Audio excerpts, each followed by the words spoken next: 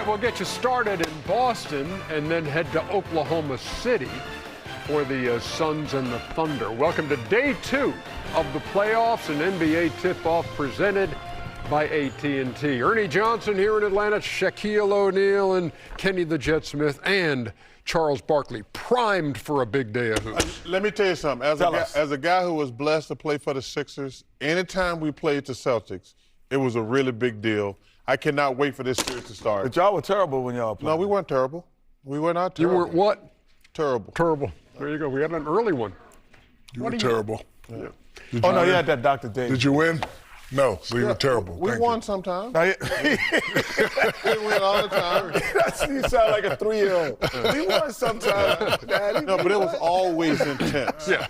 It was always intense. And you think the same in this time around, too? I do not think that.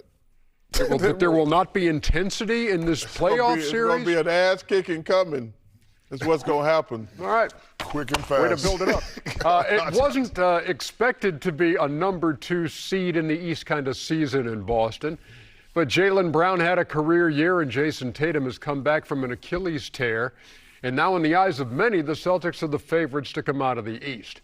The first round brings the Sixers, who opened the season with a win in Boston, and now hope to start the playoffs the same way. George Sedano is going to be working the sidelines in Game 1. We check in with him now. George? Hey, EJ. Good to have you guys aboard, and thank you for having me on the show today. So let's talk about what I discussed earlier today, if that's okay with you, with Joe Mazzulla. We talked specifically about Jason Tatum, and I asked him, are there any markers that he needs to hit, now that the postseason is here? Because there's a different level of intensity, as we all know, when it comes to the postseason. And he said, absolutely. Look, during the regular season, we wanted to see a couple of different things. We wanted to make sure that he played heavy minutes at some point, that he played about 40 minutes, and he did that a couple of different times, played 39, 40 minutes in a couple of different games. He also wanted to see if he could play a whole 12-minute stretch in a quarter, and he was able to do that. So they feel confident in where he's at right now from a conditioning standpoint, and they feel the shot will come around. He's not a 41% shooter. They expect him to be even better this postseason. Hey, on the Philadelphia side, any word? I know Joel Embiid's dealing with the appendicitis, and is there any indication from Nick Nurse on when we might see him, if we are going to see him in the first round? Unfortunately, EJ, it doesn't look like we'll see him anytime soon because he's still dealing with the recovery from that surgery. And when we asked him about a potential return during this series, he said they're not ruling it out. But again, this is something that's still kind of touch and go. He hasn't even started basketball activity, Ernie. George Sedano, thanks for the information. We appreciate it. We look forward to Game 1 of this series. And Kenny, if you stick your big old head in my shot, I dropped my pen, there's man. There's going to be trouble. My pen, there's man. going to be trouble. Let's move on, shall we? You don't find that amusing, Chuck? I do. But his head's always been big. It's just normally in his own shot. It's normally in a single shot. I thought it was an eclipse for a second. Some of us have big heads, and some of us have big-headed. Hey, you know what? I'm impressed by the Boston Celtics' consistency in a season in which Jason Tatum did not play until late in the year. Look at this. Okay, second in the East, second offensive rating, 4th in defensive rating, all same as last year, just a little bit slower pace, and then Jason Tatum only playing in 16 games. Why were the Celtics able to do this in what was supposed to be an off year? Because they had another guy, because of circumstances, he was placed as number 2, but we forget that he was the finals MVP, and he played well. But I want to talk about the Boston culture. I remember watching the last game of the regular season. Everybody played hard. Everybody played like, they had something to prove. And I think that that tells a lot about this franchise. But this guy right here, who was the finals MVP, can be a #1 option. But like I said, because of circumstances, he was the number 2 option, and he did well with it. But nobody expected him to be there. They're playing well. The culture of Boston has everybody on that team playing at a high level, high intensity. And this is why they're in the second seat. So here's what we know about the Celtics, if you haven't been watching them much. Love to shoot the 3 ball. They rebound well. They don't turn the ball over. And they defend. You kind of like all those things going into a playoff series, Kenny. 100%. You know, you talked about Jaylen Brown. We always knew he was a shot maker, but then we weren't sure if he was a playmaker, making plays for other people. So Jason Tatum, we had seen him make plays for other people at times. So he had the ball most of the time in his hands, and they said, okay, Jaylen, you just make shots. So now, when he got the role as the playmaker and shot maker, he actually flourished more. So that made him into what he is today. And, you know, he is first-team All-NBA guy. He is, you know, one of the top 3 guys for the MVP race, and he has put his team in not a pause, but he says, no, there's no pause button in Boston. There is a button that just says go, and we are trying to win it. And maybe management, if they don't win, have made a slight mistake in saying we should get rid of all of these pieces because we were going to kind of rebuild, and he said no way.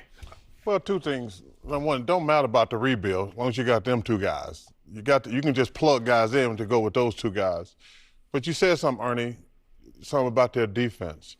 Even though they go through stretches where they don't make threes, and it's frustrating at times, but if you play good defense, that's always going to travel.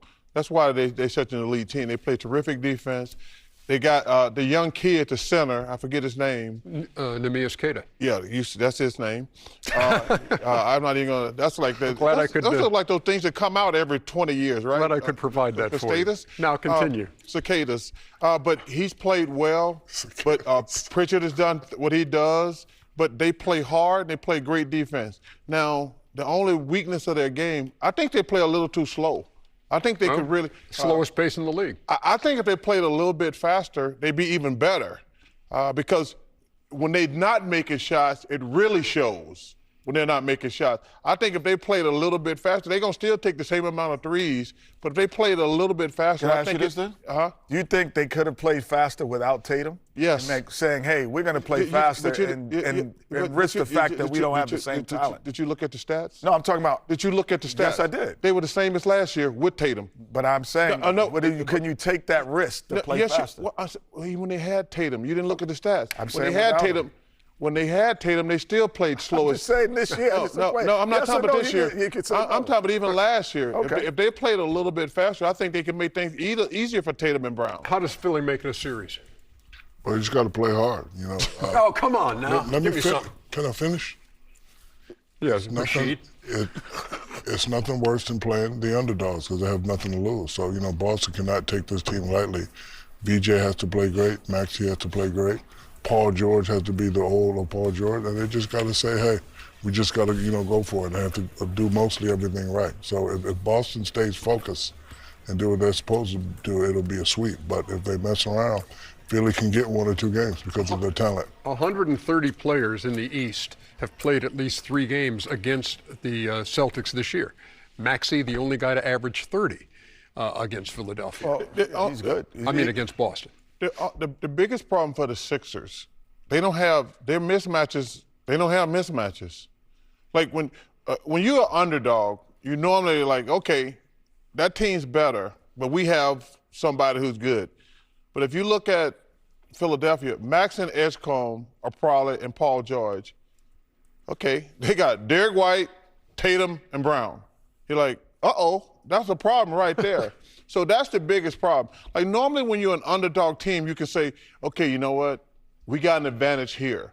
But the 3 best players on the Sixers, they're going against Derek White, Jason Tatum, and Jaylen Brown. I wish I could have some hope. Because, I'm a 76er and a Suns fan, but this is going to be rough. They split the season series, 2 games apiece. Again, Philadelphia opening the year at Boston with a win by 1. In fact, the first 3 games between these 2 teams this season were decided by 4 points or less. I was like the guy from Home Improvement. Jeez, Kenny. I already tried to lean out, too. My bad. Get your big old ass head out the shot. Listen, what are you doing, man? We got 7 cameras in here. Y'all couldn't figure out I was going to drop. I'm trying to ask George Sedano a question, and your noggin's right there. It ain't like he's using the pen either. He's looking for the pen just for decoration. Jeez.